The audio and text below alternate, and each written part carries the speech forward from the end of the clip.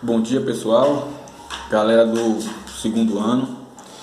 Dando prosseguimento aos nossos estudos, ao capítulo, nós vamos estudar hoje Reforma Protestante, que está inserido ainda no capítulo que traz sobre o Renascimento, ok? No livro de vocês. Vamos lá? O que foi a Reforma Protestante, O que foi essa treta?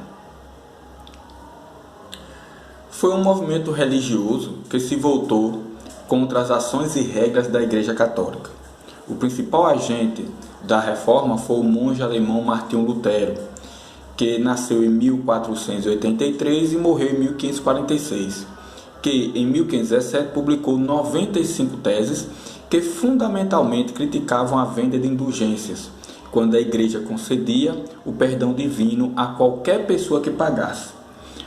O ato deu origem a um processo de ruptura que abalou seriamente o domínio católico na Europa Ocidental e permitiu o surgimento de ramificações do cristianismo, como o luteranismo e a primeira religião como o cristianismo, e no caso ela vai dar origem ao luteranismo, a primeira religião protestante do período, da história da humanidade.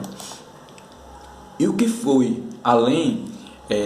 O que é que foi? Como é que a gente pode definir de forma mais didática, de forma mais científica, o que foi a Reforma Protestante?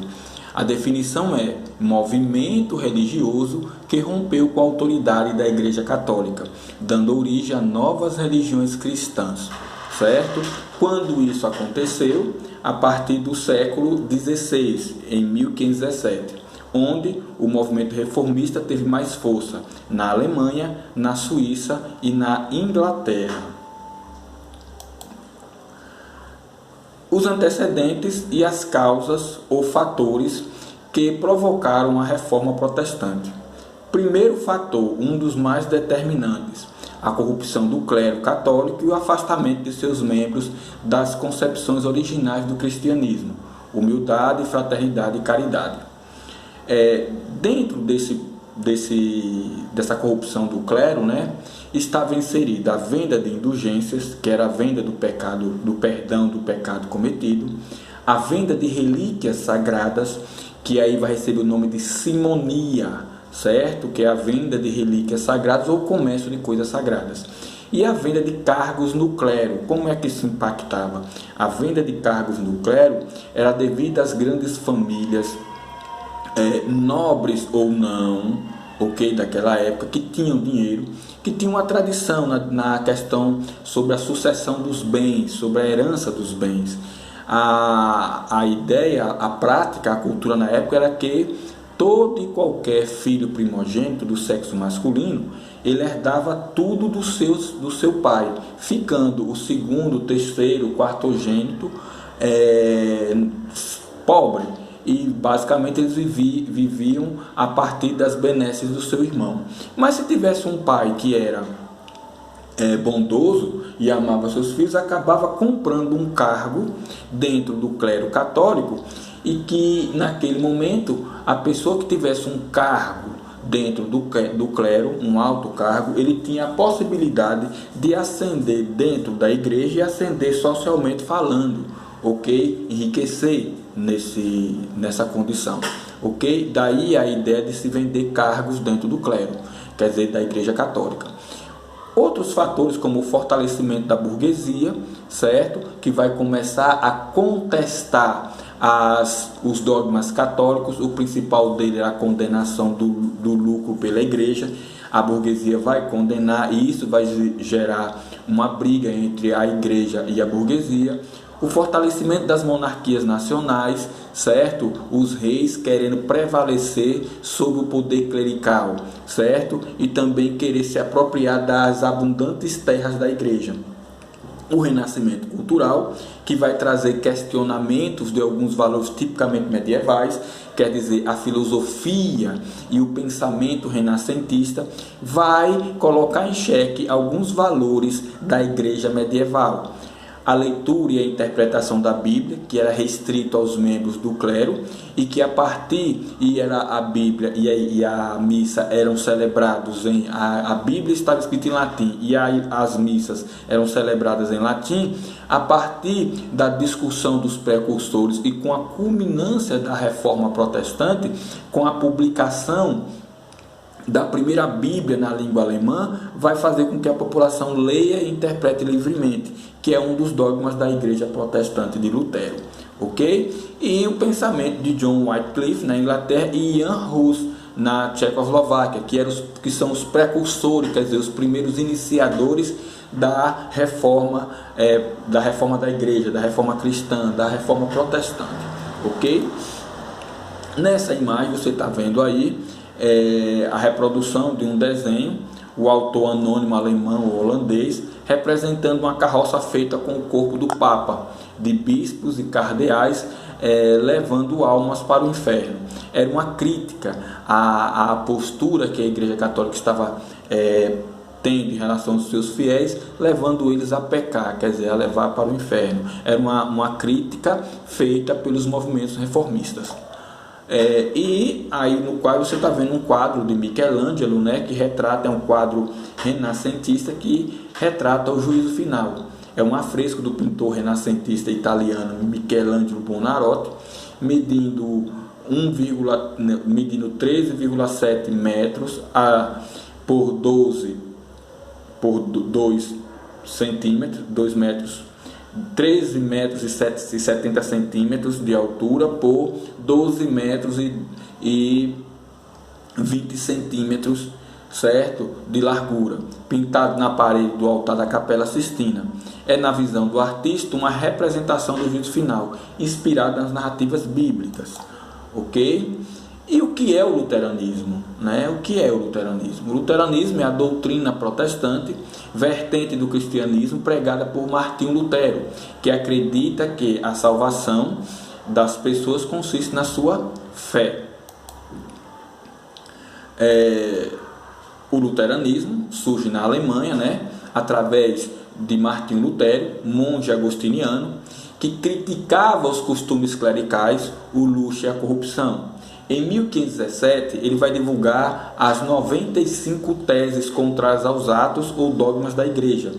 E essas, segundo é um boato histórico, diz que ele vai lá e prega na parede, nas portas da igreja de Wittenberg.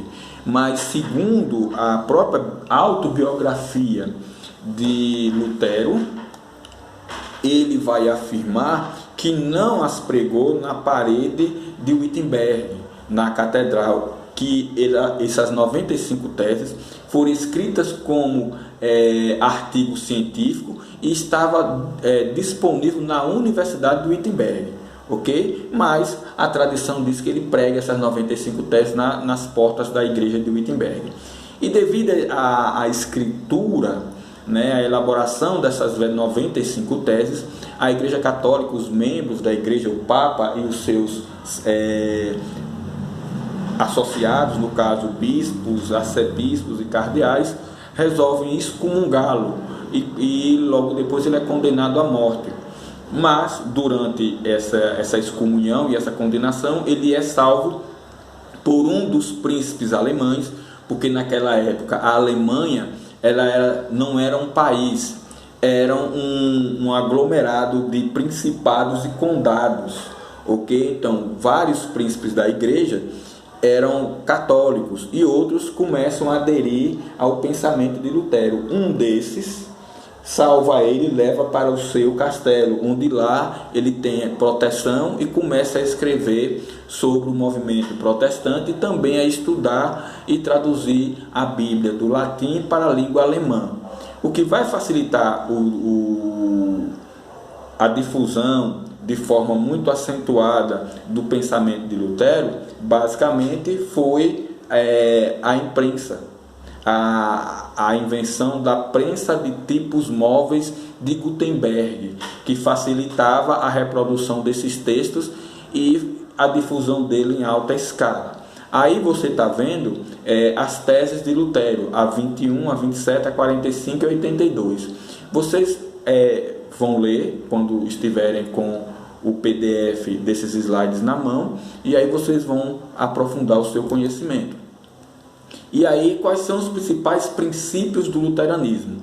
A salvação pela fé, a tradução, leitura e livre interpretação da Bíblia, a eliminação de santos e imagens, o fim do celibato para os sacerdotes, não seguimento da autoridade papal e 2 sacramentos apenas, o batismo e a Eucaristia, e submissão da igreja ao Estado.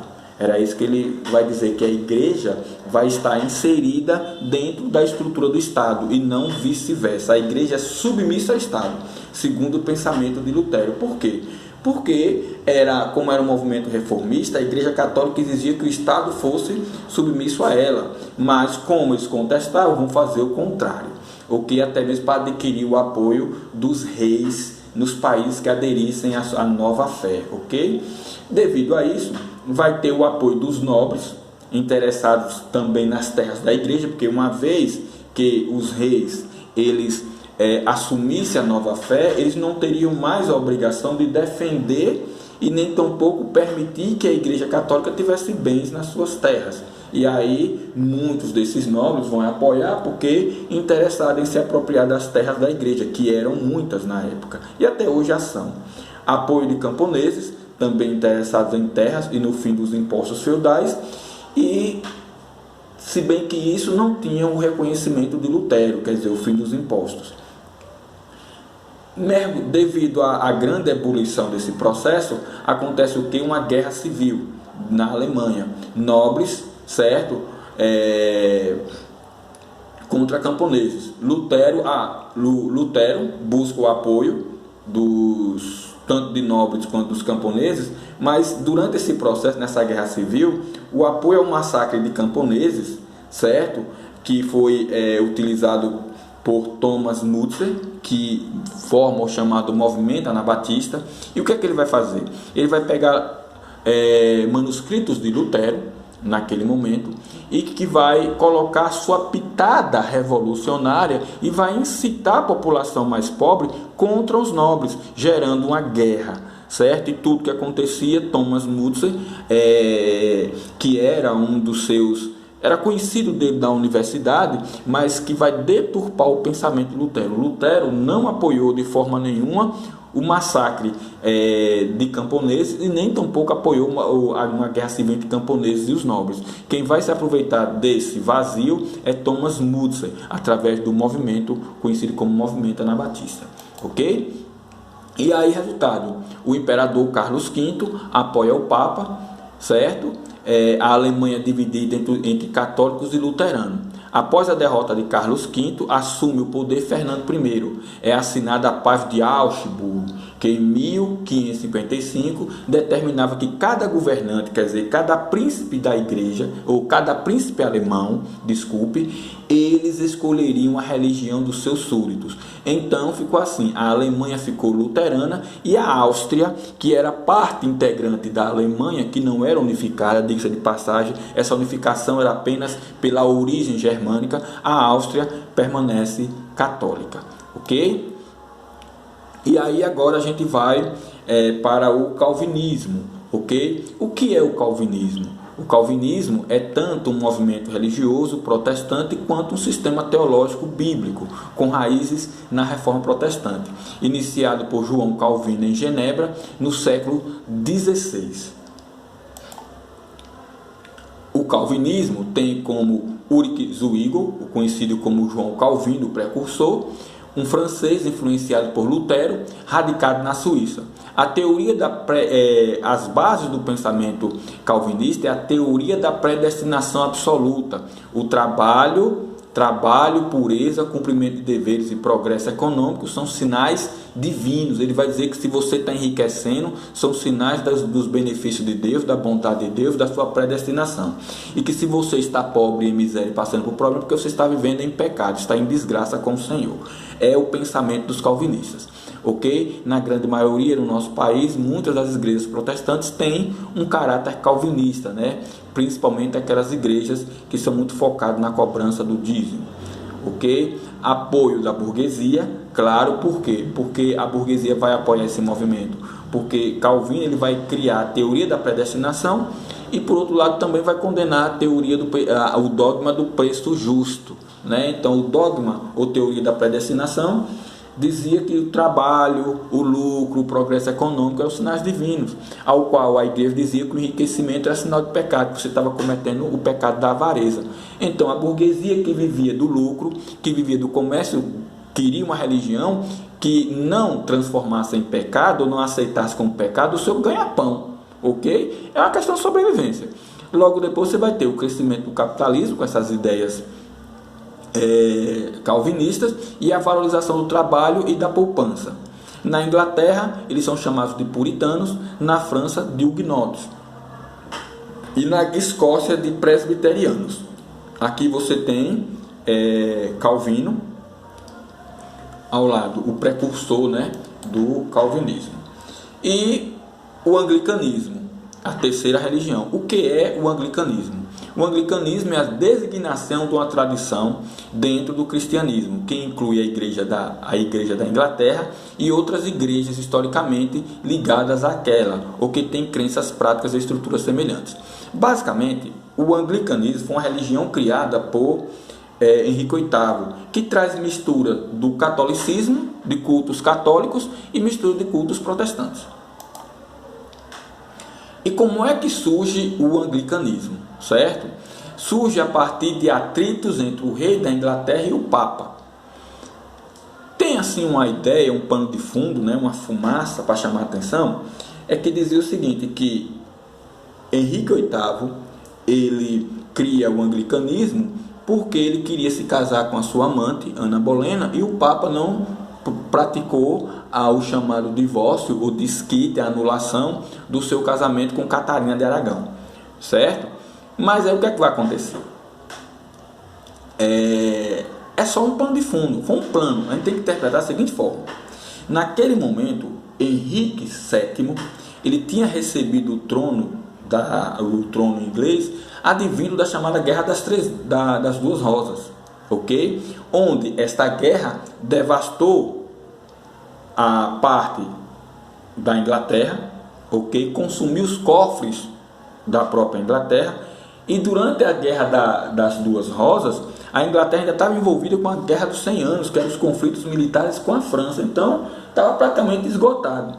Quando Henrique VII sobe ao poder, ele sobe ao poder ainda sofrendo efeitos da Guerra das Duas Rosas, dos gastos bélicos, ok? Mas ele consegue organizar a coroa e toda a estrutura administrativa da Inglaterra. Mas quando morre, ele não deixa grandes fortunas para que Henrique VIII administrasse. Ele assume o trono com muita dificuldade financeira. O que é que vai acontecer? Ele sabia que tinha dinheiro na Inglaterra, mas que esse dinheiro não lhe era acessível porque pertencia à Igreja Católica. Então ele tem um plano para entesourar, ele lança olhares aos bens, às propriedades da Igreja Católica. A Igreja Católica tinha muitas terras, muitos mosteiros, ok? Muitos silos carregados de comida, dinheiro, joias. Então eles sabiam de tirar.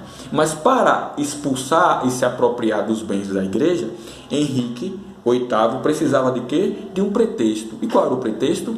O pretexto agora ele vai lançar. Ele mantinha um caso escandaloso com Ana Bolena. E aí ele vai querer o quê? Se afastar da sua esposa e transformar Ana Bolena em rainha. Mas isso não foi por amor, não, foi uma jogada, que ele sabia que a Igreja Católica não praticava divórcio, não anulava casamentos, era apenas o pretexto para botar para fora e se apropriar dos bens da igreja e vendê-los para os nobres, ok? Naquele momento ele baixa um ato, né? O primeiro ato é o pedir que o Papa anulasse, o Papa Clemente VII anulasse o seu casamento. O Papa nega, para o rei conseguir a anulação do seu casamento com Catarina de Aragão, para casar-se com Ana Bolena. Qual era o interesse dele? As terras eclesiásticas. E aí, logo depois, com a negação do Papa, ele se aproveita e baixa um ato, que recebe o nome de Ato de Supremacia. O rei se decreta chefe da igreja na Inglaterra, expulsa o clero católico da Inglaterra e se apropria dos seus bens. Beleza? As terras da igreja são confiscadas e vendidas aos nobres, provocando o fortalecimento político do rei. Cria-se um culto e uma hierarquia semelhante ao catolicismo. A autoridade do Papa não é aceita e o latim é abolido dos cultos. Os cultos agora são em língua inglesa. E a fusão, para a criação dessa nova igreja, a fusão de elementos católicos com elementos calvinistas. Ok? E aí a gente vai ficar aqui. Beleza? O que foi a Contra-Reforma. Beleza? Agora vocês deverão consultar o livro, consultar o PDF dos slides, consultar o texto complementar que já deve ter sido enviado pela coordenação para vocês. Abraço, até a próxima semana.